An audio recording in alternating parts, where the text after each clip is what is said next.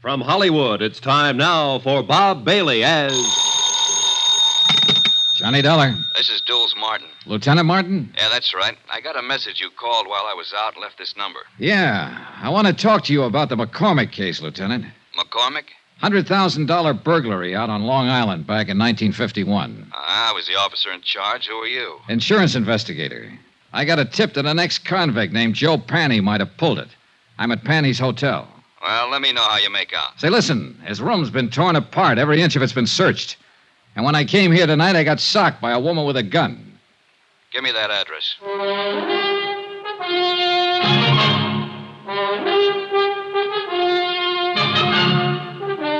Tonight and every weekday night, Bob Bailey in the transcribed adventures of the man with the action-packed expense account. America's fabulous freelance insurance investigator. Yours truly, Johnny Dollar.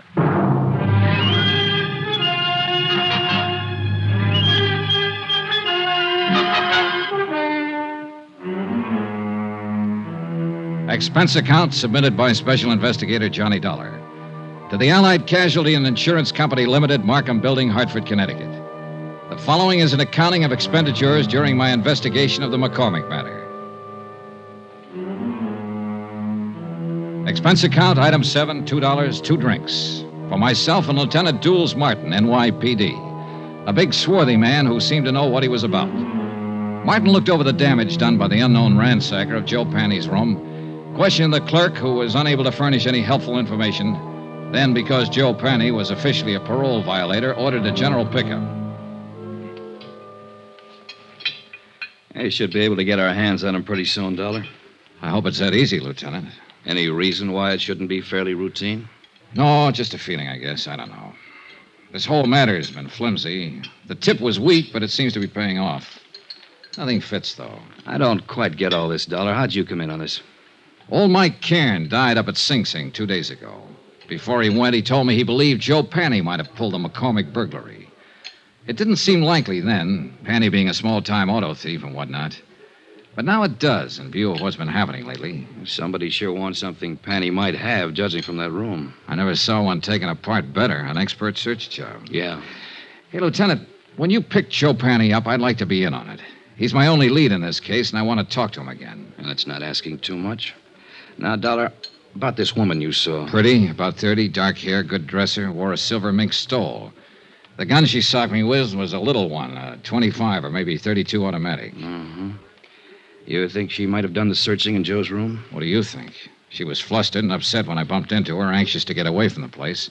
And, of course, the gun in her hand. Yeah. She sound familiar to you in this neighborhood? No. Could be anybody. Yeah.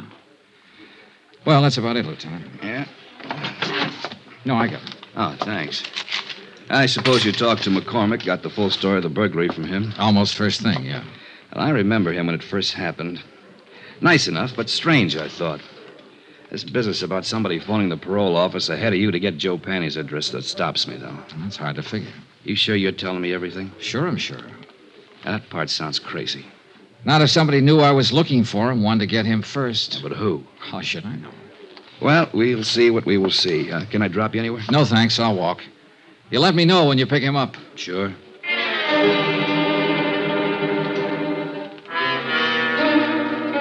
2 days passed, and I didn't hear from Lieutenant Martin. I finally phoned in, and a supplementary had turned up, no leads. Martin had men watching Joe's hotel. His former friends and acquaintances were being checked. Meanwhile, I decided to try and find out who the dark woman in the first stole had been. It seemed pretty obvious that she had just come from Joe's room, that she knew him or was connected with him in some way. So once more, I combed over Joe Panny's file at headquarters, this time looking for a woman's name.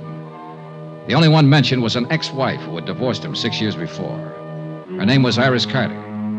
At the Bureau of Vital Statistics, the marriage certificate and record of divorce proceedings gave me a composite picture of an unhappy and turbulent 3-year marriage. It also gave me a general description of Iris Carter that could very well fit the woman I'd seen briefly in the hallway outside Joe Panny's hotel room. There was a 6-year-old address to start on. Eunice? Is that you, Eunice? I said, is that you, Eunice? No, ma'am, I'm not Eunice. Oh, no, you sure ain't. You seen her? I don't know. I really don't know her. Oh. Well, what do you want? I'd like to talk to the manager. I want some information. What's your name? Johnny Dollar. What kind of information are you looking for? Are you the manager? Yes, sir, I am. Well, I'm trying to locate a woman named Iris Carter. She might have used the name Iris Panny. She was married once to a man named Joe Panny. Lived here about 6 years ago. Were you here then? I was. Did you know her? I did. Did you know him? Yeah. He went to jail. Does she live here now? She don't. Do you have any idea where I can find her? I don't. Well, do you happen to know if she ever Why worked do you want her? Just to talk to her. When did she move out? Oh, long time ago. 5 years, maybe. Uh-huh. What's your business? Insurance. Oh. Well, what's up? Oh, nobody around here buys insurance. Well, we don't have to go into that. If you can think of any place I might get a line on her, I'd appreciate it. It seems to me she worked at a bookstore down the street. Down what street? Out there. Block or two down that way. I think she worked there. I don't know. You can try. Thank you, I will. My, you polite. You tip your hat. Say, tell me, do you remember what she looked like? Sort of. Yeah. Well? Oh, about as tall as I am. Nice. Pretty girl. Blonde or brunette? Dark hair. Almost black. Know any of her friends when she lived here? No. No, I couldn't tell you that. Why? Oh, I might look up one of them and ask her about her, that's all. You ask at that bookstore. I think she worked there.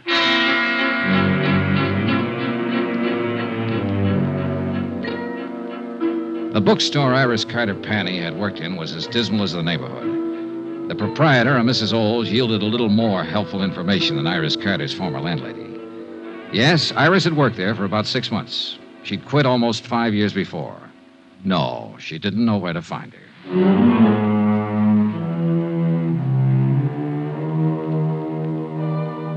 Expense account, item 8, $1.02 lunch. I had it in a neighborhood diner called the Showboat, a place where Mrs. Olds said Iris Carter had frequently eaten. The restaurant manager remembered Iris vaguely. She also remembered Iris's boyfriend. I asked for a description. She did better than that. She gave me his name, occupation, and address. An old rehearsal hall 2 blocks away.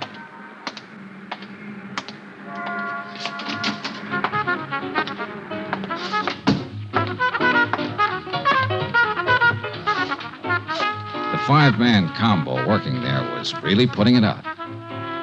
Yeah, and the minute I saw him, I knew the boy wearing the trumpet was the one I was looking for. Just good-looking and smooth enough to go with a girl Iris Carter sounded like.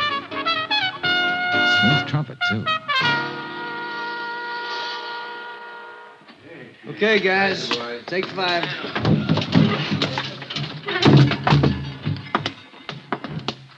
I'm looking for Jack Lang. You found him. I'm Johnny Dollar. Could we talk a minute? That's about all I got, Mr. Dollar. Want to smoke? No, thanks. Oh, man. Gets real tired out about this time of day. Yeah, imagine it does. The way you put it out. Well, everybody to his own racket. What's yours? Insurance investigator. Okay. Now what? Well, I've been asking around the neighborhood, and they tell me you once knew a girl named Iris Carter or Iris Panny. Iris Carter. Go on. I'd like to find her and talk to her, and I thought you might be able to help me. Go on. I want to talk to her ex-husband most of all. I thought somehow she might know where to find him these days. He's in the can. He was released 3 weeks ago. No? Any ideas? No. I thought finding her might be a shortcut to him. I wouldn't think so. They were all washed up when I knew her. When was that? 5 years ago. She hadn't seen him for over a year then. Uh-huh. She didn't have much use for him. I don't blame her. How long did you know her? No, we went together for a while she worked at some crummy bookstore. Then she moved away, and I didn't see her after that. I think she said something about going back to Ohio. You think? I don't remember offhand. Well, let me put it this way. As far as I know, she's in no trouble. The one we want is her ex-husband. You'd be helping a lot if you could tell me where to find her.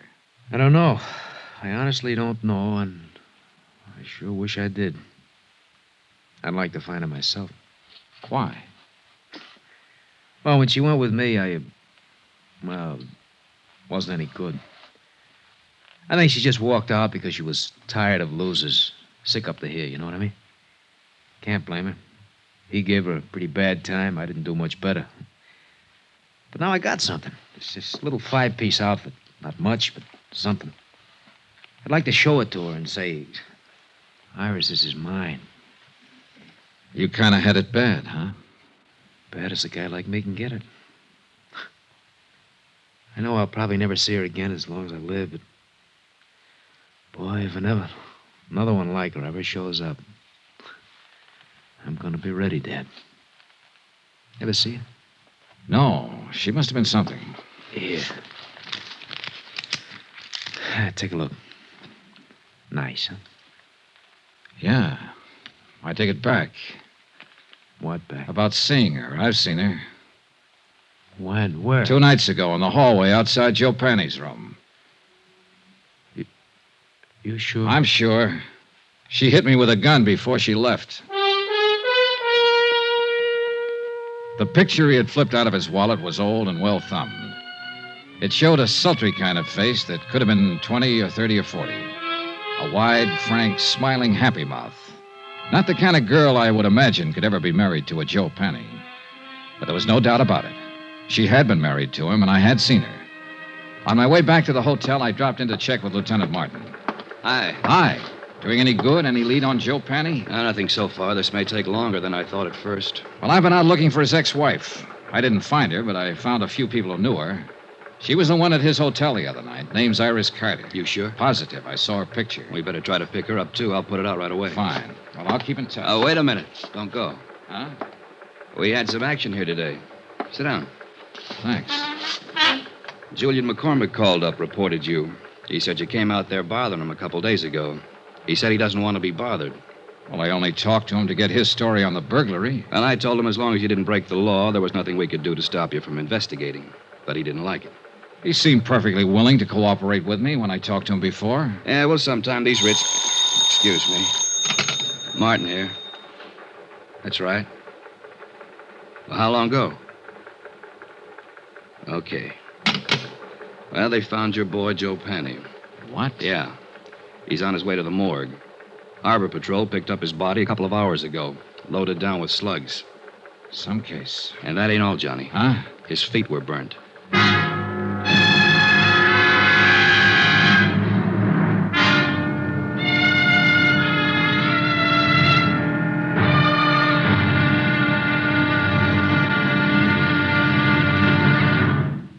Now, here's our star, Bob Bailey, to tell you about tomorrow's episode. Thanks. Tomorrow, a phase of this case that ought to be called the Talking Corpse.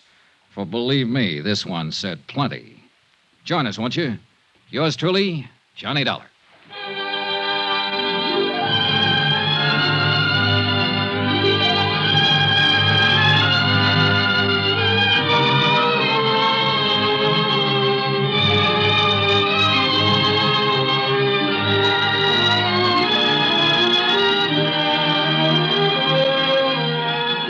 Yours truly, Johnny Dollar, is transcribed in Hollywood.